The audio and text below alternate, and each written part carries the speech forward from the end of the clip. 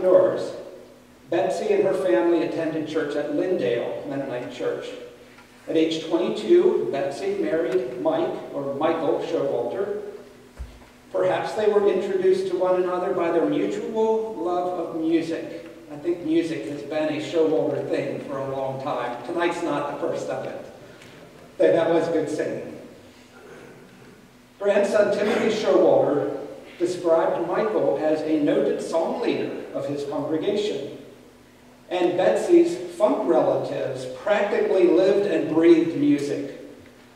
Michael and Betsy began farming the old Showalter homestead that Michael's now great-grandparents, Daniel and Margaret, had settled in 1788.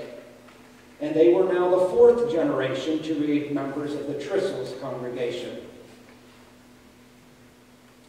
By March of 1861, Michael and Betsy had 4 children: Moab, age 5, Susan, age 4, George, age 3, and Nettie, age 1. Betsy was well aware of the larger world beyond her farming community of Rockingham County. On March 4th, Betsy left her husband and children for a day, took the excursion train from Harrisonburg to Washington, D.C., and attended Abraham Lincoln's inauguration. An actual photograph exists of the crowd at the inauguration, and our great-great-grandmother Betsy may very well be one of the heads in that crowd. Afterwards, as the story goes, Betsy got in the receiving line, and she shook hands with the new President of the United States of America, Abraham Lincoln. But only a few weeks later, her home state of Virginia seceded from the United States to join the Confederate States, and the Civil War began. I have often wondered what Michael and Betsy experienced during the Civil War. Michael was 30 at the start of the war, right in the middle of the draft ages that started at 18 and went up to age 45. Well, Michael is listed twice in the list of men, quote, exempt as Mennonite. The dates of exemption were January of 1863 and again in May of 1864. The entries in the enrollment book describe him as age 31, 5 feet 7 1/4 inches tall. That's pretty precise. I wonder if there's anybody here that fits this description. Dark complexion, dark hair, gray eyes, a farmer, and a Mennonite. In my mind, it is extraordinary that any man in the South could get exemption from military service. The Confederacy was short on all resources, especially manpower. So how was exemption possible? I have 2 stories that I think answer that question of how Michael and other Mennonite men could get exemption from the Confederate military. The first of these 2 stories is told in the words of Peter Hartman, quoting his friend, Chris Good. And I began this quote. Chris Good told me over and over that he was forced into battle, but he would not shoot anybody. At the first battle, the captain came up and asked him if he shot. He said, no, I did not shoot. Sometime afterward, he got into another battle. After it was over, the captain came to him and asked him whether he shot. He said, no, I didn't see anything to shoot at. The captain asked, why? Didn't you see all those Yankees over there? Chris answered, no, they're people. We don't shoot people. End of quote. And the second story comes from none other than General Stonewall Jackson. General Stonewall Jackson was frustrated with the Mennonites' refusal to shoot, but he became convinced of their sincerity, and he recommended that they get conscientious objection. Here is a quote from General Stonewall Jackson. Again, this is early in the war. It's different later. I begin the quote. There lives a people in the Valley of Virginia that are not hard to force into the army. While there, they are obedient to their officers. Nor is it difficult to have them take aim, but it is impossible to get them to take correct aim. I therefore think it is better to leave them at their homes where they may produce supplies. End of quote. In response to the advice of General Stonewall Jackson, the Confederate Congress passed legislation for conscientious objection, provided the objection was on religious grounds and that a fine of $500 was paid. Now, $500 was quite a sum of money in those days. It's not like maybe paying $500 today. The Mennonite people considered this a tax, and they proceeded to pay it. Some families gave about everything they owned. Peter Hartman's father, a deacon, whose job it was to often raise money for building construction or needs in the congregation, it was his job to raise money for the families that could not come up with the money. He was quoted as saying, "I never had an easier time raising money." And that's a testimony to how strongly the Mennonites of Virginia felt about not serving in the military. And so twice, Michael was exempted from military service. Of course, he paid the big fine. But what the government gives, the government can take away. Late in the war, the situation of the Confederacy became more and more desperate, and the Confederate Congress abolished all conscientious objection. They expanded the draft age to lower it to 17 and raised the upper end all the way to 60. Even those who had already paid the $500 fine were now required to join the fight. No longer was there any exception, even for religious scruples, even for those who had already paid the fine and don't think for a minute that they got their money back. So what did Michael do? We don't know. Some Mennonite men went into hiding. Most fled north to Maryland, Pennsylvania, and Ohio.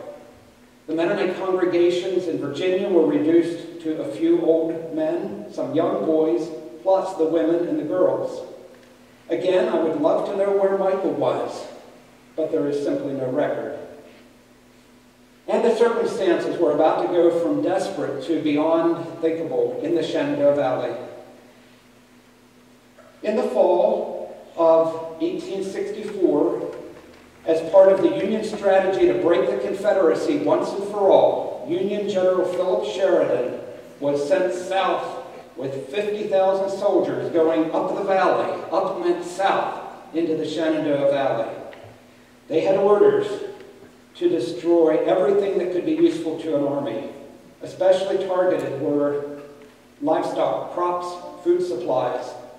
The Shenandoah Valley was singled out for this action for two reasons. First, its strategic location near Washington, D.C., and second, its reputation as a breadbasket of the Confederacy. Some of the Union soldiers also used the burning of Chambersburg as a rallying cry for revenge.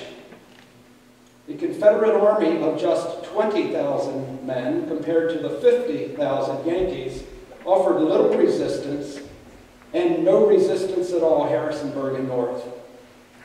The Union Army was divided into brigades that fanned out across the valley, burning all mills, barns, and in some cases, homes as well.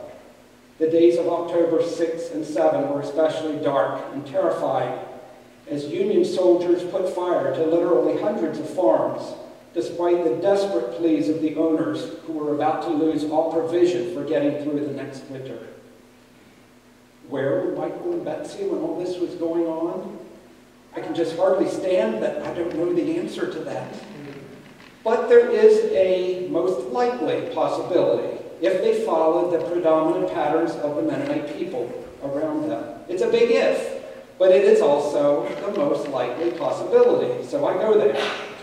Michael would have fled north to escape conscription in the Confederate Army. Betsy, with all her resourcefulness, would have encouraged him to go, assuring him that she could manage at home. Betsy would keep the children with her at home, all 6 of them now, ranging in age from 8-year-old to 2-month-old infant. 8-year-old Moab would be her farm helper. 7-year-old Susan would help with baby Frank. On the fateful day of October 6th, Betsy would have scrambled all day long, trying to hide and save what she could, trying to outwit the Union Army. The young family would have listened in dread as news passed from farm to farm of the terror and destruction, fully expecting to be the next victims. The air was heavy with smoke as farm after farm went up in flames, mostly to their east. Betsy's brother, preacher Samuel Shank, on a farm just south of Broadway, was among the most unfortunate, losing everything they owned, including barn, outbuildings, and even their house. In Samuel's case, the barn was set fire by a Union torch. The recently built house stood close by, and just a few years previous, Samuel, being the great innovator that he was, introduced an idea of insulation called sawdust. Now, on this fateful day, a spark jumped from the barn to the fire, lit the sawdust, and the house soon went down in a hot inferno. The record says that Samuel's family, having no shelter of their own on their farm, spent that night with relatives. They very well may have stayed with Betsy and her children. Now, from what I can tell, Michael and Betsy's farm was spared the destruction.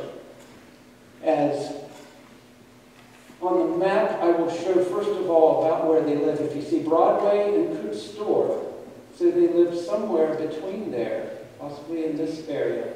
The shaded areas are where there was destruction from these Union brigades.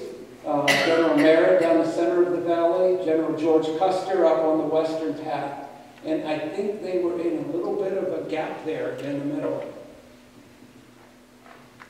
So as far as I know, they were spared from the destruction, but all around them, lots of farms were destroyed. The burning of the Shenandoah Valley did have the desired effect. Confederate supplies, which were dwindling already, now dwindled to practically nothing. And in the spring, General Lee surrendered to General Grant at Appomattox Courthouse. And so, in Samuel Shank's words, the abominable Civil War passed. And with that, I'll take a quick trip.